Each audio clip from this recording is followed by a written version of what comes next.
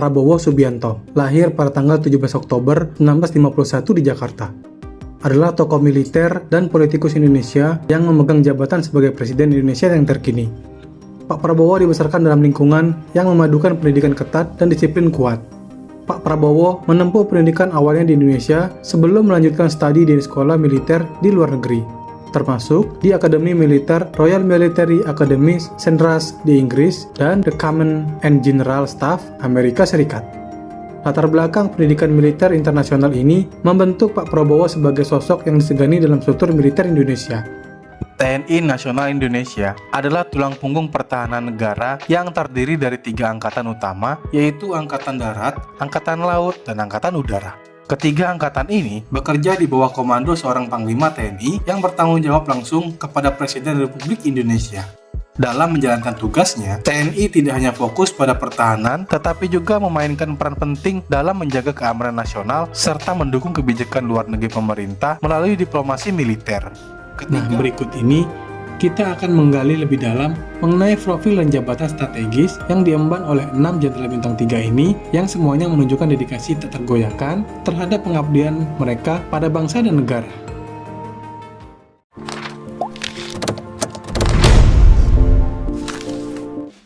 Komisaris Jenderal Polisi Reinhard Saud Polta Silitonga. Komisaris Jenderal Polisi ini saat ini menduduki posisi Inspektur Jenderal di Kementerian Hukum dan HAM sejak tanggal 5 April 2024. Sebelumnya, beliau memiliki peran sebagai Direktur Jenderal Pemasyarakatan di mana ia berpengalaman luas di bidang reserse. Dengan latar belakang kelahiran di Medan, Komjen Pol Reinhard dikenal memiliki keahlian khusus dalam menangani operasi kepolisian yang kompleks termasuk pengelolaan narkoba dan pemasyarakatan.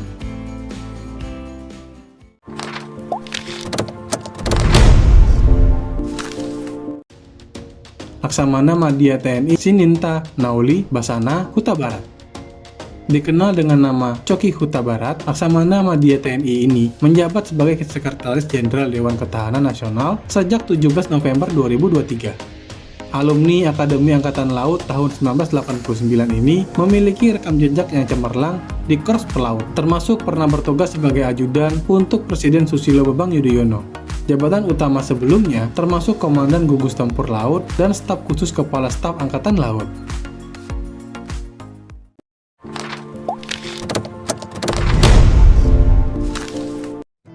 Komisaris Jenderal Polisi RZ Pancaputra Simanjuntak. Saat ini menjabat sebagai Sekretaris Utama Lembaga Ketahanan Nasional sejak 8 September 2023. Komjen Pol RZ Pancaputra Simanjuntak terkenal dengan sikap tegas dan pengalamannya yang luas di bidang reserse.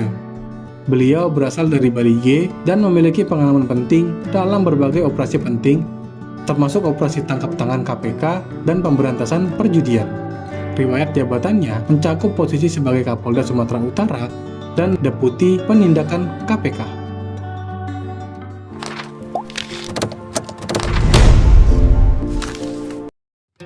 Letnan Jenderal TNI Richard Tampu Bolon. Sekarang menjabat sebagai Kepala Staf Umum TNI sejak 24 Juli 2024. Letjen TNI Richard Tampu Bolon sebelumnya adalah Panglima Komando Gabungan Wilayah Pertahanan 1. Lulusan dari Korps Infanteri Kopassus ini dikenal karena keahliannya dalam operasi militer, termasuk operasi di Timur Timur dan penumpasan kelompok separatis di Papua. Jabatan utamanya termasuk Panglima Kongdam atau Cendrawasih dan Danjen Kopassus.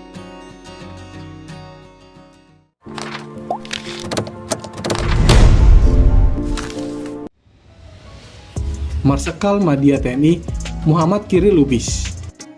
Dengan posisi saat ini sebagai Panglima Komando Gabungan Wilayah Pertahanan 2 sejak April 2024. Marsdia TNI Muhammad Kiri Lubis adalah perwira kelahiran Medan dengan pengalaman substansial di Korps Penerbangan Tempur.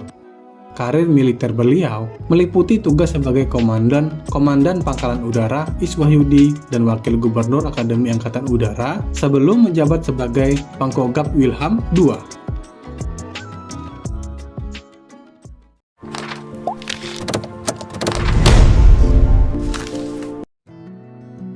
Komisaris Jenderal Polisi Nik Avinta Karo. Beliau menjabat sebagai Sekretaris Jenderal Kemenkumham mulai 24 September 2024. Sebelumnya, Nik Afinta Karo menjabat sebagai Kapolda di dua provinsi yang berbeda, di mana beliau dikenal tangguh dan berpengalaman dalam penanganan keamanan.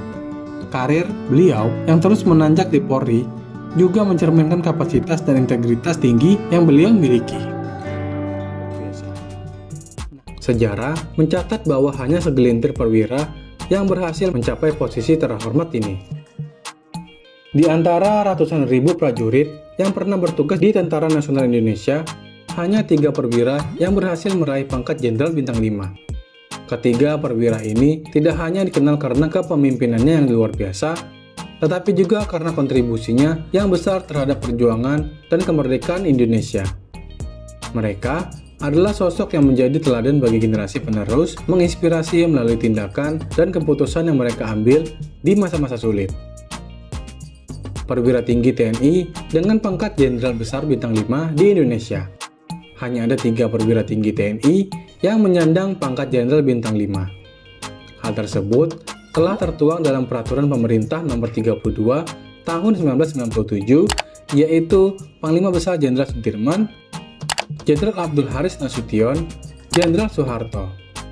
Mereka meraih pangkat Jenderal Bintang 5 karena telah memenuhi berbagai syarat yang disebutkan dalam Pasal 7 Ayat 2A Peraturan Pemerintah Nomor 32 Tahun 1997 yang berbunyi, perwira tinggi terbaik yang tidak pernah mengenal berhenti dalam perjuangannya mempertahankan dan mengisi kemerdekaan Republik Indonesia.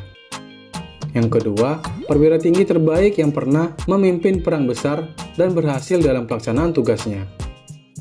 Perwira tinggi terbaik yang telah mencetak dasar-dasar perjuangan ABRI. Profil singkat 3 Jenderal Besar Bintang 5 di Indonesia. Mari kita bahas. Mengutip dari berbagai sumber, berikut adalah profilnya mereka. Pertama, Jenderal Sudirman. Jenderal Sudirman yang bernama lengkap Raden Sudirman, tempat tanggal lahir Purbalingga 24 Januari 1916 dan wafat pada tanggal 29 Januari 1950. Pada riwayat pendidikan, Jenderal Raden Sudirman tercatat dalam pendidikan Hollandski Inland Ski School tahun 1923, Miragebreit Leger Onderwijs tahun 1932, Perguruan Parawiworotomo 1933. Dalam pengalaman militer, sudah pernah menjadi Panglima Besar TKR atau TNI dengan pangkat Jenderal Besar Bintang 5, Panglima Divisi 5 Banyumas dengan pangkat Kolonel, Komandan Batalion di Kroya. Jenderal Sudirman tercatat sebagai Panglima sekaligus Jenderal pertama dan termuda di Indonesia. Ia mendapat pangkat Jenderal saat usianya menginjak 31 tahun. Mengutip buku IPS oleh Anwar Kurnia, Jenderal Sudirman selalu konsisten dan konsekuen dalam membela tanah air. Sikap bijaksananya terlihat ketika terjadi agresi militer II Belanda. Kala itu, Jenderal Sudirman memerintahkan tentara Republik keluar kota untuk bergerilya melawan Belanda. Hebatnya, ia memutuskan untuk memimpin gerilya walau kondisinya sedang sakit berat.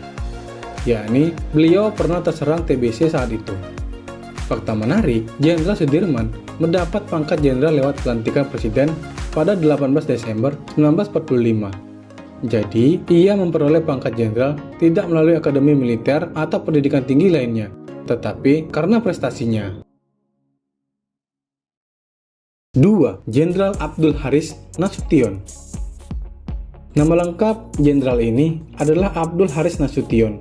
Tempat tanggal lahir Kota Nopan 3 Desember 1918 dan wafat pada tanggal 6 September tahun 2000. Dalam riwayat pendidikan, beliau pernah tercatat yang pertama Hollandski Inland Ski School tahun 1932, Wick School 1935, Al-Jimin Middelbeer tahun 1938. Dalam pengalaman militer, yaitu beliau adalah Pandrik atau pembantu letnan calon perwira di Batalion 3 Surabaya, Kepala Staf Komandemen TKR 1, Wakil Panglima Besar Angkatan Perang Republik Indonesia, Panglima Divisi 3 TKR Periangan, dan Kepala Staf Angkatan Darat atau Kasat. Pengalaman militer Jenderal Abdul Haris Nasution tidak perlu diragukan lagi. berawal dari berkecimpung di bidang militer dengan mengikuti rangkaian pendidikan Korps Pendidikan Perwira Cadangan.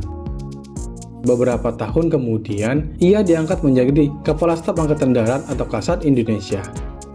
Dilansir laman Pusat Sejarah TNI, selama berkiprah di militer, Jenderal Nasution memiliki sejumlah peran penting dalam perjalanan sejarah Indonesia. Ia merupakan sebagai peletak dasar perang gerilya melawan Belanda saat memimpin pasukan Siliwangi pada masa agresi militer I Belanda. Salah satu momen yang tak pernah dilupakan oleh Jenderal Nasution ketika peristiwa 30 September 1965 atau dikenal dengan G30 SPKI. Kala itu, Jenderal Nasution menjadi salah satu target pasukan Cakrabirawa. Namun, ia berhasil kabur dengan melompat dinding kedutaan besar Irak yang berada di samping rumahnya untuk bersembunyi. Tapi naas, salah satu anggota keluarga dari Jenderal Nasution menjadi korban tragedi tersebut. 3. Jenderal Soeharto. Tempat tanggal lahir Yogyakarta 8 Juni 1921 dan wafat pada tanggal 27 Januari 2008. Riwayat pendidikan yaitu SD di Tiwir, Yogyakarta, SMP dan Sekolah Agama Wonogiri dan Yogyakarta, masuk ke NIL yang mengikuti pendidikan dasar militer di Gombang, masuk kepolisian Jepang di Buho dan SKAD Bandung 1959 sampai 1960.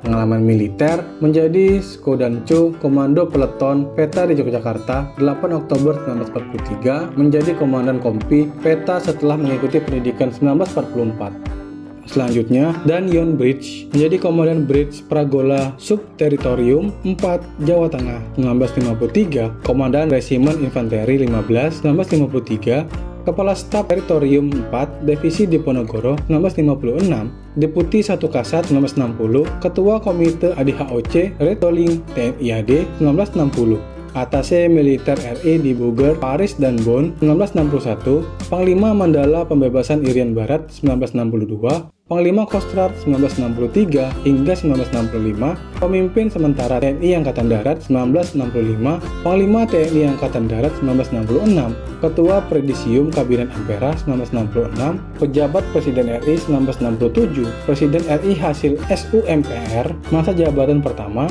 dan merangkap jabatan Menteri Pertahanan dan Keamanan 16 Juni 1968, terpilih kembali sebagai Presiden RI masa jabatan kedua, dan terpilih kembali sebagai Presiden RI dengan masa jabatan yang ketiga, lalu terpilih kembali sebagai Presiden RI oleh SUMPR masa jabatan keempat, lalu terpilih kembali sebagai Presiden RI pada 10 Maret 1988 masa jabatan kelima, dan Ketua Gerakan KTT Non-Blok GNB 1992 hingga 1995, dan terpilih kembali sebagai Presiden RI oleh SUMPR pada 19 Maret 1993 masa jabatan ke-6, Ketua Asia Pacific Economic Corporation di Bogor, dan terpilih kembali sebagai Presiden RI untuk masa bakti 1998 hingga 2003 masa jabatan ke-7, namun mengundurkan diri pada 21 Mei 1998. Mengutip laman Perpustakaan Nasional, Soeharto menjadi presiden dengan masa pemerintahan terlama di Indonesia, yakni selama 32 tahun dengan 6 kali pemilu.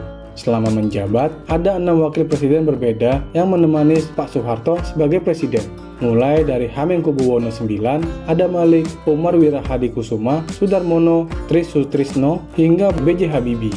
Namun karir Pak Soeharto goyah saat terjadi krisis ekonomi pada tahun 1998. Di tahun itu, masyarakat Indonesia menuntut agar Pak Soeharto mundur dari kursi pemerintahan. Akhirnya, pada hari Kamis 21 Mei 1998, Pak Soeharto menyatakan bahwa ia melepas jabatannya sebagai presiden.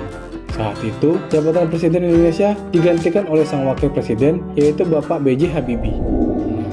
Nah teman-teman, kita dapat melihat betapa mereka telah mengukir prestasi dan integritas dalam pengabdian kepada bangsa dan negara. Terima kasih telah menonton, sampai jumpa di video berikutnya.